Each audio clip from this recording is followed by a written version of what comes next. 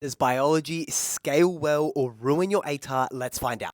First of all, biology scaling is not as good as chemistry. The break-even point to not be negatively affected by scaling is a 78 in bio, whereas in chemistry you only need a 71 to not scale down. On the low end, a 75 scales down to a 73, 70 comes down to a 62, a 65 starts to drop quite low to a 50, and the 60 drops even further to a 46. So anything lower than the break-even point in bio starts to drop off pretty quickly. On the higher end, an 80 scales up to an 82, 85 up to a 90 up to a 96, and a 95 up to a 99. So once you pass 85, like with most subjects, the scaling starts to become pretty nice. So overall, I would say biology, although it's one of the sciences and you'd think it scales pretty well, doesn't scale anywhere near as well as chemistry. Saying that though, a 78 is still quite a low break-even point. It's lower than the break-even point of a subject like English Advanced. As always though, only pick a subject based on what you actually want to do and not its scaling. Comment below what subject you want to see the scaling for next and follow along for more scaling videos.